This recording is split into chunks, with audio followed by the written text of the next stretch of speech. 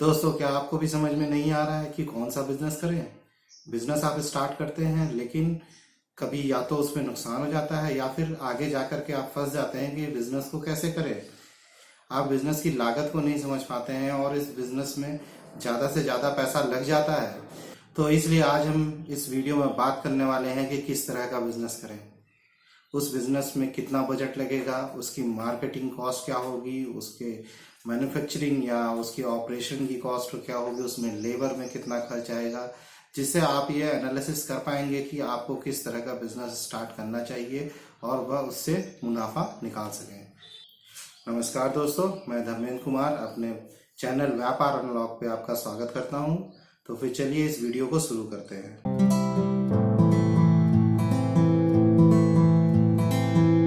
तो आज हम बात करने वाले हैं बिजनेस टाइप की।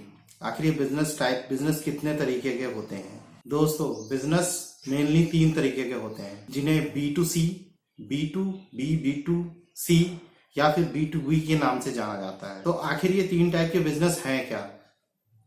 और आज हम इस वीडियो में जानने की भी कोशिश करेंगे कितने बजट की रिक्वायरमेंट होती है, क्या मार्केटिंग या मैन्युफैक्चरिंग कॉस्ट लगती है, इसमें लेबर कितनी लगती है और किस बिजनेस में हम कितना प्रॉफिट कमा सकते हैं। तो सबसे पहले हम बात करने वाले हैं B2C बिजनेस की। B2C का मतलब होता है कि बिजनेस टू कस्टमर, यानी इस बिजनेस में आप अपना प्रोडक्ट डायरेक्ट कस्टमर को सेल करते हैं। इसके बीच में किसी भी तरह का कोई बिचौलिया नहीं होता है। यह बिजनेस मॉडल ज्यादातर ई-कॉमर्स वेबसाइट या आपकी खुद की वेबसाइट या ऐप के जरिए किया जाता है, जहां पर कस्टमर डायरेक्ट आपसे सामान परचेज करता है। तो अब हम बात करने वाले हैं इस बिजनेस में लगने वाले लागत की, यानी बजट की।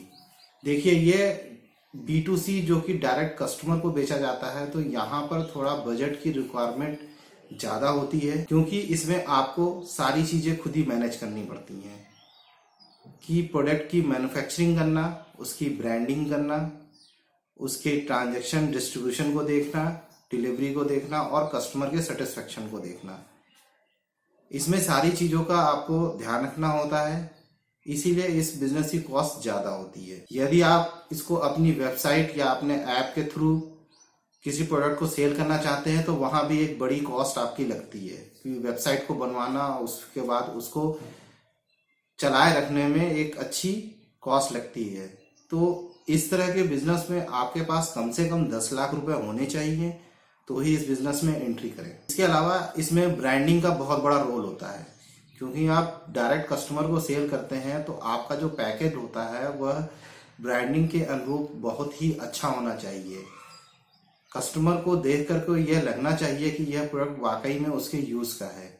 जब आप ई-कॉमर्स प्लेटफॉर्म के थ्रू सेल करते हैं, तो वहां पर ऑलरेडी ही प्रोडक्ट की रेंज बहुत ज्यादा होती है, इसलिए आपको वहां पर अपने प्रोडक्ट को सेल करने के लिए अच्छी खासी मार्केटिंग कॉस्ट बेयर करनी पड़ती है। इसके अलावा यदि आप अपनी वेबसाइट या ऐप के थ्रू बनवाते हैं, तो ऐसी जगह पे भी आपको एक अच्छी खासी कॉस्ट बेयर करनी पड़ती है, क्योंकि आपकी वेबसाइट को कोई नहीं जानता, आपके प्रोडक्ट को कोई नहीं जानता है, इसलिए आपको मार्केटिंग पे अच्छा खासा एक्सपेंस करना पड़ता है। अब बात कर लेते हैं लेबर की। तो इस टाइप के बिजनेस में अगर आप एक स्मॉल स्केल पे करते हैं, तो इसमें आप बिना बहुत ज्यादा लेबर रखे भी इसको स्टार्ट कर सकते हैं, क्योंकि ये सारा बिजनेस मॉडल इंटरनेट पर होता है, जिससे बैक हैंड में क्या हो रहा है किसी को पता नहीं चलता है।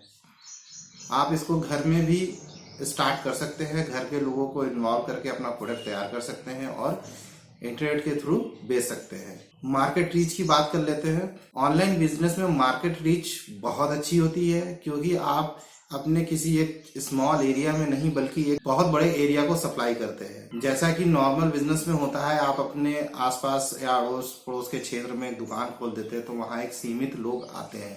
लेकिन ई कॉमर्स में आपको पूरे ऑल ओवर इंडिया से आपको ऑर्डर्स आएंगे, इसलिए यहाँ पर मार्केट रेट ज्यादा होती है और बिजनेस तेजी से इंक्रीज होने के चांसेस बहुत ज्यादा होते हैं।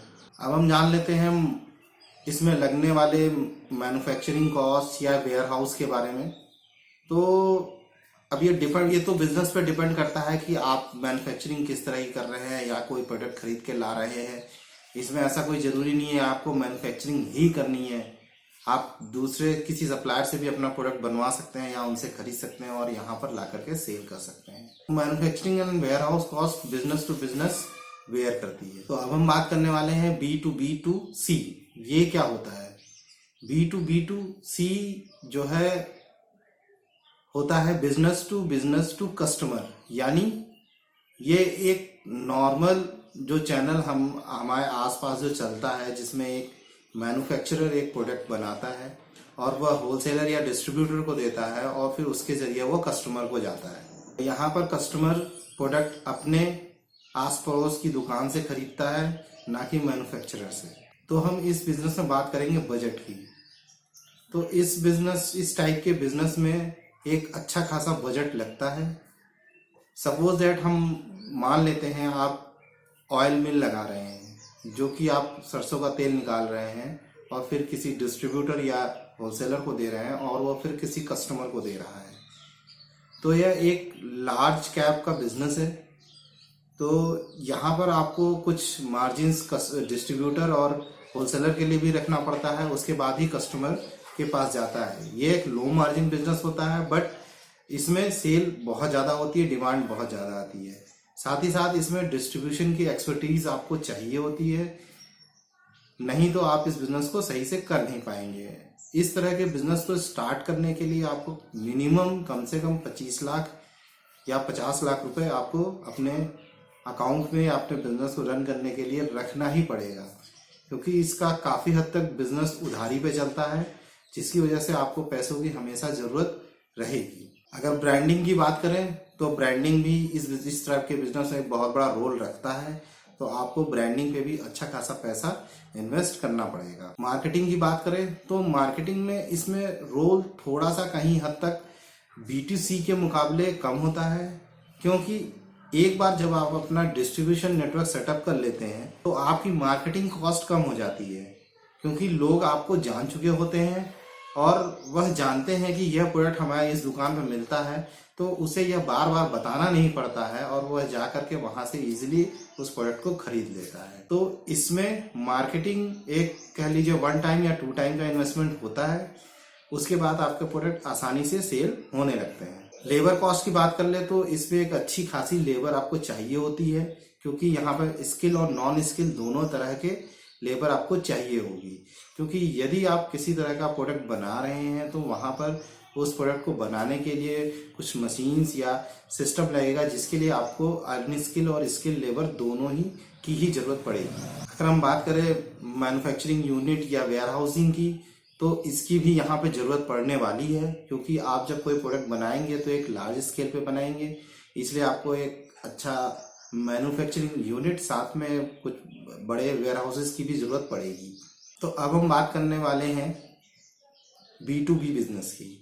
अब ये B2B क्या होता है? B2B वो बिजनेस होते हैं जिसमें एक बिजनेस कोई प्रोडक्ट तैयार करता है और वह दूसरे बिजनेस को बेच देता है। यानी एक बिजनेस जो किसी टाइप का एक मटेरियल बनाता है जिसको मिला करके कोई प्रोडक्ट बनता है, तो जो प्रोडक्ट बनाने वाला बंदा है वो उस मटेरियल को खरीद लेता है। जैसे हम बात करते हैं परफ्यूम की, किसी भी तरह के प्रोडक्ट में परफ्यूम की जरूरत होती ही होती है। फॉर एग्जाम्पल हम साबुन ले लेते हैं, साबुन में को बनाने के लिए उसमें किसी न किसी तरीके की परफ्यूम की जरूरत होती है। तो ज्यादातर साबुन मैन्युफैक्चरर्स क्या करते हैं, परफ्यूम किसी परफ्यूम बनाने वाली कंपनी से खरीद लेते हैं और उसको उसमें मिला देते हैं, वह उसको खुद नहीं बनाते हैं। तो इस तरह के बिजनेस को कहते हैं B2B। तो हम बात कर लेते हैं इसमें लगने वाले बजट की। B2B बिजनेस एक लो इन्वेस्टमेंट पे भी स्टार्ट किया जा सकता है।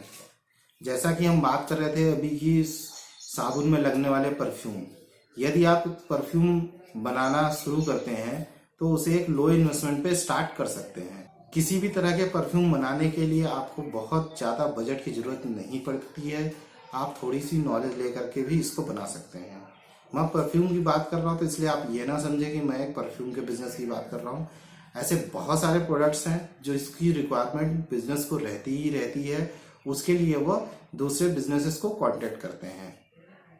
जैसे आपका जो ऑयल होता है उसमें पाम ऑयल की जरूरत होती है, तो हर कोई पाम ऑयल नहीं बनाता है, वह दूसरों से खरीद लेता है। फिनाइल बनाने के लिए मिलने वाले केमिकल्स अलग अलग जगह से खरीदे जाते हैं। तो अब हम बात कर लेते हैं ब्रांडिंग की। इस तरह के बिजनेस में हमें ब्रांडिंग की बहुत ज्यादा आवश्यकता नहीं होती है, क्योंकि हम यह प्रोडक्ट किसी बिजनेस को सेल करने वाले हैं, वहां पर यह प्रोडक्ट लार्ज क्वांटिटी में सेल होते हैं, इसलिए या तो यह बोरी, कार्टन या बॉक्सेस में जाते हैं। वहां पर बहुत ज्यादा ब्रांडिंग की जरूरत नहीं होती है। यदि आप हाथ से भी लिख देते हैं तो काम चल जाता है। तो इसमें मैं कहूंगा कि ब्रांडिंग का इन्वेस्टमेंट बिल्कुल ना के बराबर होता है, उसमें कोई कॉस्ट नहीं लगती है। बात कर लें मार्केटिंग की। यहाँ पर मार्केटिंग बहुत ही लो लगती है। यदि आप शुरुआत में अप्रोच करके एक दो क्लाइंट अपने तैयार कर लेते हैं तो यहाँ पर एक बिजनेस का एक पाइपलाइन सेट हो जाता है, और वह उसको आप उसी बिजनेस को लगातार काफी समय के लिए, सालों साल के लिए आप सप्लाई कर सकते हैं। तो यहाँ पर बिजनेस को एक्वायर करने के लिए मार्केटिंग कॉस्ट बहुत कम लगती है। अब हम लेबर कॉस्ट की बात कर लें तो लेबर कॉस्ट भी यहाँ पे बहुत ही कम लगती है, क्योंकि यदि आप कुछ एक लिमिटेड प्रोडक्ट बना रहे होते हैं तो वहां पर एक लिमिटेड लेबर की जरूरत पड़ती है, क्योंकि अगर आपका बिजनेस बड़ा होता है तो आप उसके लिए मशीन्स वगैरह खरीद सकते हैं, जिससे आप ऑटोमेशन पे जा सकते हैं और प्रोडक्ट आसानी से कम लेबर खर्च पर तैयार कर सकते हैं। बात कर लें मैन्युफैक्चरिंग सेटअप या वेयरहाउस की, तो हाँ, एक छोटा मैन्युफैक्चरिंग सेटअप या एक वेयरहाउस की तो आपको जरूरत पड़ ही नहीं वाली है, क्योंकि आप यह बिजनेस एक लार्ज स्केल का बिजनेस होता है, तो वहां पर आपको अपना प्रोडक्ट को स्टोर करने के लिए एक वेयरहाउस की जरूरत पड़ती है। तो जैसा कि आपने देखा, मैंने इस वीडियो में आपको 3 तरह के बिजनेसेस की जानकारी दी, साथ ही साथ उसमें लगने वाले budget, marketing cost, branding cost, labour cost और अदर चीजों के बारे में जानकारी दें। अगर मेरी राय माने तो आपको सर्वप्रथम सबसे पहले B2B बिजनेस को ट्राई करना चाहिए, क्योंकि इसको करना बाकी के 2 मॉडल से थोड़ा आसान होता है, कॉस्ट कम लगती है। आप 1 से 2 लाख रुपए में अपना बिजनेस स्टार्ट कर सकते हैं। साथ ही अगर आपके कुछ क्लाइंट बन जाते हैं, यानी आपने किसी मैं जैसे साबुन की मैंने बात की, और आप परफ्यूम बनाते हैं और आपने 2-4 कंपनियों को से आपने अपना लिंक बना लिया, तो आपके प्रोडक्ट उनके पास हमेशा निकलते रहेंगे। आपको उनको रीमार्केट नहीं करना है और आपका प्रोडक्ट हमेशा जाता रहेगा। कहीं आपको अगर लार्ज ऑर्डर आता है तो आप कम क्वांटिटी पे भी अपना प्रोडक्ट आसानी से यहाँ पर निकाल सकते हो। वनस्पत जो 2 मॉडल मैंने बताए, B2C और B2C, जहां पर एक बड़ी कॉस्ट इन्वॉल्व होती है, आपको ब्रांडिंग पे खर्च करना पड़ता है, मार्केटिंग में बहुत ज्यादा खर्च करना पड़ता है, साथ ही साथ आपको मार्जिन में भी कट ऑफ करना पड़ता है। यदि आप B2B करते हैं तो यहाँ पर बाकी के जो 2 मॉडल हैं, B2C एंड B2B2C, भी आपके लिए एक्सेसिबल होते हैं। आप चाहे तो डायरेक्ट टू कस्टमर भी बेच सकते हैं और चाहे तो होलसेलर या डिस्ट्रीब्यूटर मॉडल में भी घुस सकते हैं। तो फिर आज के लिए इस वीडियो में इतना ही। मिलते हैं अगले वीडियो में किसी और नई जानकारी के साथ। धन्यवाद।